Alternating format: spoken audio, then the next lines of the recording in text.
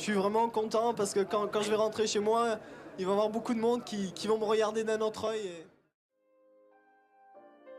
In July of 1998, while France's national football team was about to accomplish what is widely regarded as one of the biggest athletic feats in the country's history by winning the Football World Cup, the country was about to face its greatest doping scandal. Willy Voet, medical trainer of the Festina team, was arrested on July 8 by French customs.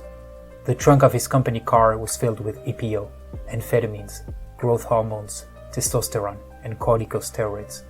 The whole team was excluded from the tour 10 days later. Richard Virenque, leader of the team and one of the favorites for the final victory after his second place the year prior, is struck in midair. Et je remercie le public qui a été qui nous a énormément soutenus et qui va encore nous soutenir. Et je donne rendez-vous à l'année prochaine. While his teammates all confess to the charges, Virenque will continue to deny the facts for more than 2 years because no positive control has been formally proven. The first tests to detect EPO will not be deployed until 2000 and will remain ineffective for many years. The very short half-life of the product allows teams to play hide-and-seek with the anti-doping agencies, despite the improving tests. Continuing to deny the obvious, Virenque becomes the laughingstock of the media, at the head of which the Guignol de l'Info, a famous satirical puppet show whose jokes against the athlete will become famous all over the country. Moi je dis qu'on est des gens qui s'entraînent et que si on est dopé, c'est à l'insu de notre plein gré. Non, Richard, ne soyez pas naïf. Certaines performances ne peuvent pas être obtenues naturellement. Pourquoi? Moi j'ai des dispositions pour le sport de haut niveau depuis ma naissance. 1999. Virenque, then a 4-time holder of the mountain classification, takes part in the tour in a poisonous atmosphere. His name is even erased by the organizers at the end of stages, to the great displeasure of his fans.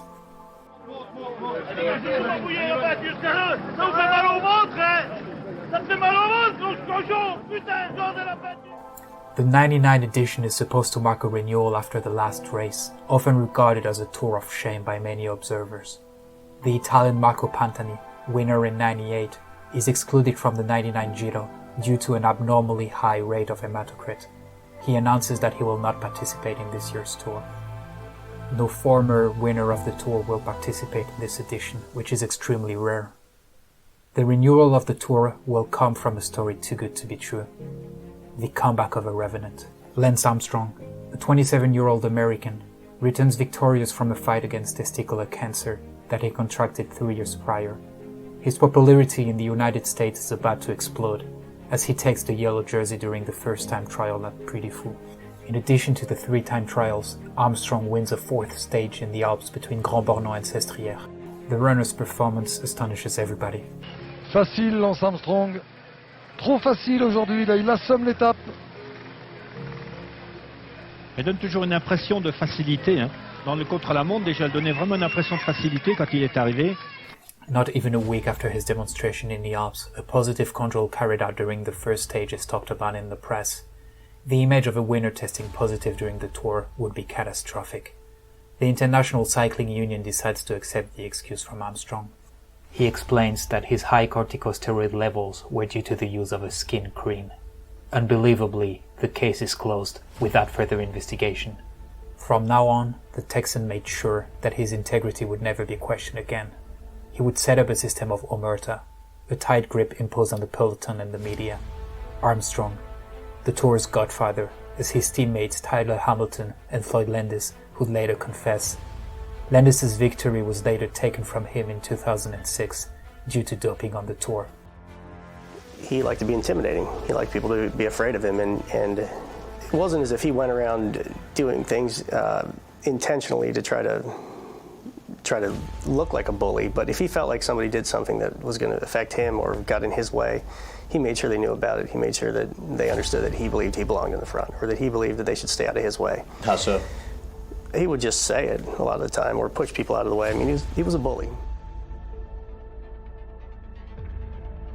He said, I'm going to make your life a living hell, both in the courtroom and out of the courtroom. So, you know, Lance Armstrong's a powerful dude. Stage 14 of 2004 between Annemasse and Lansonnier is a perfect illustration of Armstrong's grip on the tour, a handshake with the tour director, Jean-Marie Leblanc, and a sign of silence with a smile, like a mob boss. While ranking is already decided, Armstrong takes the luxury of catching the runner Filippo Simeoni, who was attempting to join a breakaway group. Simeoni dared to testify against Dr. Michele Ferrari, who had been Armstrong's physician since '95. C'est une surprise. Armstrong a montré à tout le monde quel personnage il était. J'ai encore subi une grande injustice de sa part, ça a sauté aux yeux de tout le monde. On his side, Virenque finished 17 minutes behind the yellow jersey and won a 5th polka dot jersey of best climber. In 2000, Armstrong wins a new tour, 6 minutes ahead of Jan Ullrich and 14 ahead of Virenque. The hour of reckoning came in October 2000 for the French rider. Cornered during the trial of the Festina team, he confesses on the second day of the hearing. His confession meant an automatic 1-year suspension. Enfin, acceptez-vous de dire que vous avez pris des produits dopants ? Demande-t-il. Le oui de Richard Virenque est timide, mais il est enfin là. C'est un aveu qui vous grandit, conclura le président. Virenque's return happened in 2001. He signs a 3-month contract with the team Domo Farmfrit and takes part in Paris Tour, the flattest of all spring classics. The profile of the race is at the polar opposite of the style of the climber. As he often used to, Virenque joins a breakaway 14 kilometers from the start at Saint-Arnaud-en-Yvelines and would not see the peloton again at the early arrival, 240 kilometers later. He finishes first, 2 seconds ahead of Oscar Freire, Eric Zabel and Torreshoft, who hold 9 best sprinter jerseys of the Tour de France between them. Le grimpeur qui gagne la classique la plus plate, et là ça a été pour moi... là je rebondissais là. Je rebondissais après tout ce que j'avais vécu et